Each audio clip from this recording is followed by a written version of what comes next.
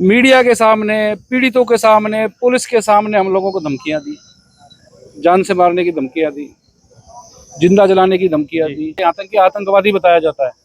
Police ने अपने गोपनीय रिकॉर्ड में मुझे आतंकवादी डिक्लेयर किया हुआ है। पुलिस प्रशासन कल रात से मेरा पीछा कर रहा है। पुलिस प्रशासन नहीं चाहती थी कि ये धरना हो, अगर हो तो मैं यहाँ पे ना हूँ। और अब भी पुलिस अधिकारियों की ये मंशा है कि इस धरने के बाद मुझे गिरफ्तार करें। नमस्कार साथियों, जैसा कि आप देखने लग रहे होंगे जो बाटड़ा गांव के लोग हैं ना, पूरा मामला। और अभी जो मेरे साथ में मौजूद हैं एडवोकेट रजत कंसल जी, तो इनसे भी मैं बातचीत करने का प्रयास करूंगा। आखिर क्या कुछ इनके साथ में हुआ। रास्ते में सुनने में आया इनके साथ पुलिस ने भी बदतमीजी की है, पुलिस प्रशासन भी इनके साथ में मौजूद था, जो कि मतलब बताया जाने लग रहा है कि रात से इनको परेशान किया जाने लग रहा है। पुलिस प्रशासन जो है गिरफ्तारी की इसके ऊपर दबाव बनाने लग रहा है। वकील साहब नमस्कार। नमस्कार सर। वकील साहब, जो आज इतनी संख्या में लोग आए हैं, किस विषय को लेके आए हैं, क्यों इतना मतलब इतनी गर्मी में मतलब रोड पे आना पड़ा? इतनी गर्मी में रोड पे इसलिए आना पड़ा क्योंकि भाटला सामाजिक बहिष्कार प्रकरण में शुरू से ही जो पुलिस का रवैया है वो पक्षपातपूर्ण रहा है। बिल्कुल। और इसी पक्षपातपूर्ण रवैये से आहत होकर हमारे समाज के जो लोग हैं वो सुप्रीम कोर्ट का उन लोगों ने रुख किया था। और सुप्रीम कोर्ट को जो हमने तथ्य पेश किए सामाजिक बहिष्कार के बारे में, सुप्रीम कोर्ट ने भी माना कि आपके साथ भेदभाव हुआ है। हमने कहा कि इस मामले में पुनः जांच की जानी चाहिए। सुप्रीम कोर्ट ने कहा कि हाँ, पुनः जांच होनी चाहिए।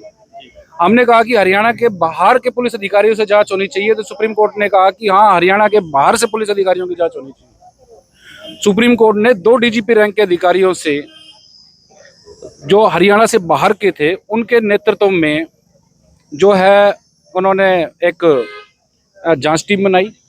वो जांच टीम बना के उनको वो हंसी आ के उन्होंने भाटला पूरे प्रकरण की जांच की।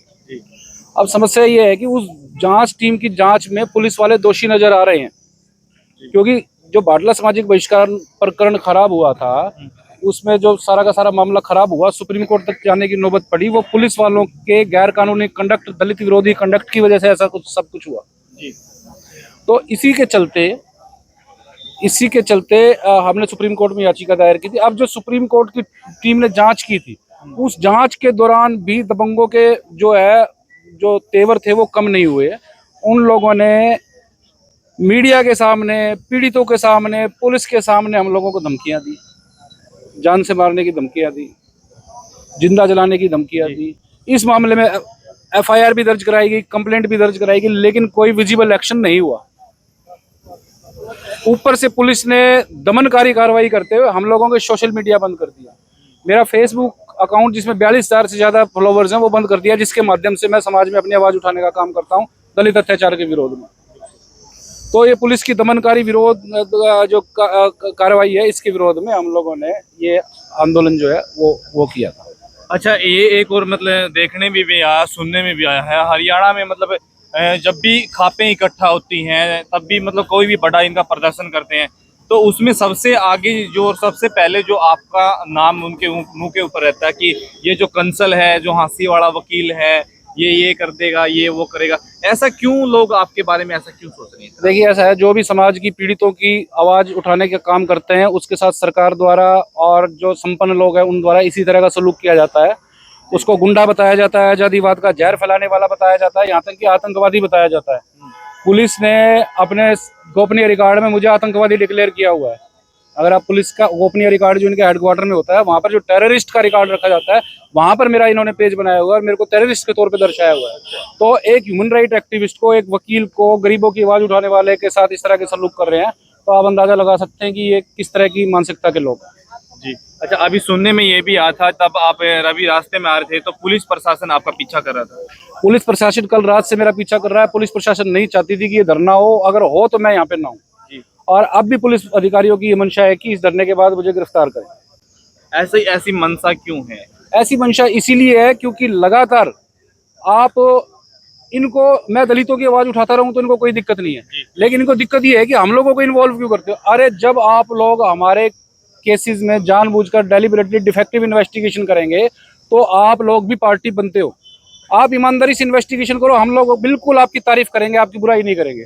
तो इनको ये लगता है कि ये हमारे खिलाफ क्यों बोलता है, सोशल मीडिया पर क्यों लिखता है, क्यों कोर्टों में हमारे खिलाफ दरखास्तें देता है। तो यही मसला है कि इसलिए ये मुझे एप्रीहेंड करने के चक्कर में वकील साहब, अभी आप जैसे बता रहे हो, और ये काफी सारे लोग ये भी बोल रहे हैं कि हमारा मतलब शोषण हुआ है और हमें मतलब बाइकआउट करने को मजबूर है, लेकिन तब भी कोई बड़ा धरना या आंदोलन होता है तो वहाँ एक नारा सुनने को मिलता है, 36 बिरादरी का भाईचारा हमारा जिंदाबाद। तो आज ये कौन सी जाति होगी, मतलब क्या ये 36 बिरादरी के अंदर नहीं आते ये लोग?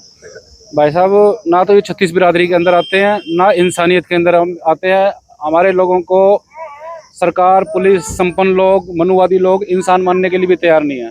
हमारे साथ पशुओं जैसा व्यवहार किया जाता है, कीड़े मकोड़ों जैसा व्यवहार किया जाता है। और अब बाबा साहब की वजह से हम लोग पढ़ लिख गए हैं, तो समझ रहे हैं कि हमारे साथ इस तरह का व्यवहार गलत हो रहा है जी। और जबकि संविधान को बने हुए 75 साल हो चुके हैं, तो हम लोग, अब इस बाबा साहब ने हमको पढ़ाया है, लिखाया है, सोचने समझने की शक्ति दी है, तो हम लोग बोल में आवाज़ उठाएंगे। और आवाज़ उठाएंगे तो जो निरंकुश राजा है वो हमारी आवाज़ दबाने की कोशिश करेगा। वो अपना काम कर रहे हैं, हम अपना काम कर रहे हैं। हम जो लड़ाई लड़ रहे हैं, हो सकता है अब हमको फायदा ना मिले, लेकिन हमारे आने वाली पीढ़ियों को इस चीज़ का फायदा जरूर मिलेगा। क्या संपूर्ण रूप से भारतीय संविधान देश के अंदर लागू है?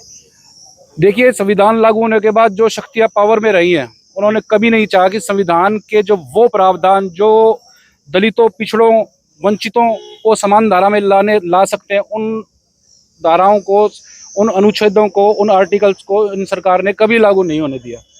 तो कैसे कह सकते हैं कि अब संविधान पूर्ण तरह से लागू है? जब तक हम लोग इस तरह के आंदोलन करना बंद कर देंगे, हमारे लोगों के मर्डर होने बंद हो जाएंगे, रेप होने बंद हो जाएंगे, सोशल बाइकआउट होना बंद हो जाएगा, हम लोगों को जाति के नाम से नहीं, हमारे खुद के नाम से सम्मानजनक तरीके से बुलाने लगेंगे, तब हम समझेंगे कि हम समान धारा में आ गए। हमारे प्रधानमंत्री बनने शुरू हो जाएंगे, हमारे मुख्यमंत्री बनने शुरू हो जाएंगे, तब हम समान धारा में आएंगे। अभी तो हमको कीड़े मकोड़े समझा जा रहा है, पशुओं की भीड़ की तरह हमको रेला जा रहा है। तो यही हमारी लड़ाई है। अच्छा, समाज को या और ये जो आपको देखने वाले जो लोग हैं, जो आपको चाहने वाले लोग हैं, उनको आप क्या कहना चाहोगे, क्या मैसेज? मैं यही कहना चाहूँगा कि बाबा साहब ने कहा था कि जुल्म करने वाले से सहने वाला ज़्यादा गुनाहगार है। तो गुनाहगार मत बनो, अपने साथ होने वाले जुल्म जाति को रिपोर्ट करना शुरू करो, कंप्लेंट करना शुरू करो। संविधान ने आपको सभी प्रोविजन दिए हैं। चुप रहोगे तो इसका मतलब आप बाबा साहब के भी गुनाहगार हो। ठीक है, बहुत बहुत धन्यवाद। तो ये थे मेरे साथ में एडवोकेट रजत कंसल, जो इन्होंने अपने वार्तालाप जो की वो एक एक करके सभी मतलब सवालों के जवाब दिए। आपको इनकी प्रतिक्रिया कैसी लगी, एक सभ्य कमेंट के माध्यम से जरूर बताइए। मिलते हैं नेक्स्ट वीडियो में, तब तक के लिए नमस्ते, प्रणाम।